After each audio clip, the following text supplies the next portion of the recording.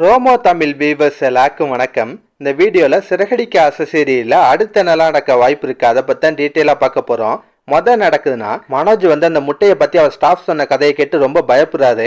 உடனே ஒரு ஜோசியரை போய் பார்ப்பாரு. அந்த ஜோசியரும் மனோஜுக்கு சில பரிகாரம்லாம் சொல்கிறாரு. அதுவும் மனோஜும் விஜயாவும் சேர்ந்து தான் அந்த பரிகாரத்தெல்லாம் செய்யணும்னு சொல்கிறாரு.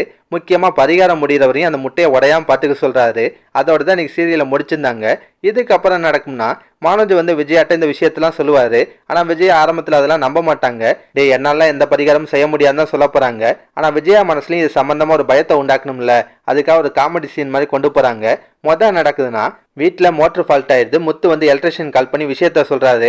அவர் செக் பண்ணி பார்த்துட்டு இதை சரி பண்ணுறதுக்கு சில பொருள்லாம் தேவைப்படுது, அதெல்லாம் நான் போய் வாங்கிட்டு வந்துடுறேன், அது வரையும் நீங்கள் மெயின் ஆன் பண்ணாமல் பார்த்துக்கோங்க, ஏன்னா மெயின் ஆன் பண்ணால் சுவிட்ச் போர்டெல்லாம் கரண்ட் அடிக்கின்றாரு. முத்தும் சரின்னு சொல்கிறாரு. ஆனால் முத்துக்கு ஏதோ அவசரமாக வேலை அங்கேருந்து கிளம்பிடலாம். அந்த டைம் பார்த்து மனோஜ் ஏன் கரண்ட் இல்லைன்னு செக் பண்ணுவார்.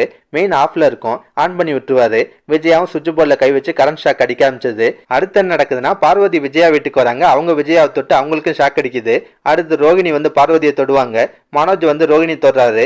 இதே மாதிரி ஒருத்தர் மாற்றி ஒருத்தர் தொட்டு எல்லாருக்குமே கரண்ட் ஷாக் அடிக்குது. லாஸ்டா மீனா தான் உஷாரா உண்மையிலே என்ன நடக்குதுன்னு புரிஞ்சுட்டு விஜயாவை கட்டையால அடிச்சு எல்லாரையுமே காப்பாத்துறாங்க. ஆனா உண்மையிலே இப்பெல்லாம் கரண்ட் ஷாக் அடிச்சா இவ்வளவு நேரம்லாம் யாரும் தாங்க மாட்டாங்க, மொத்தமா போய் சேர்ந்திருப்பாங்க. இதெல்லாம் எதுக்குன்னா விஜயாவை பயமுத்துறதுக்கு தாங்க.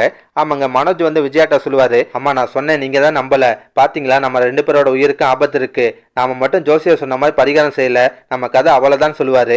விஜயாவை நல்லா பயமுத்துவாரு. விஜயாவும் பயந்துட்டு பரிகாரம் செய்யறதுக்கு ஒத்துப்பாங்க. அந்த பரிகாரம் செய்யும்போது சில காமெடி சீன்ஸும் வச்சிருப்பாங்க.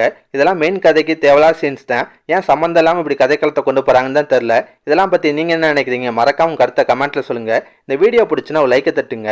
நம்ம சேனல் ப்ரோமோ தமிழ் சப்ஸ்கிரைப் பண்ணலாம். ப்ளீஸ் கை சப்ஸ்கிரைப் பண்ணிக்கோங்க. நான் உடனே சீரியல் அப்டேட் கொடுத்துட்டே இருக்கேன். Bye guys.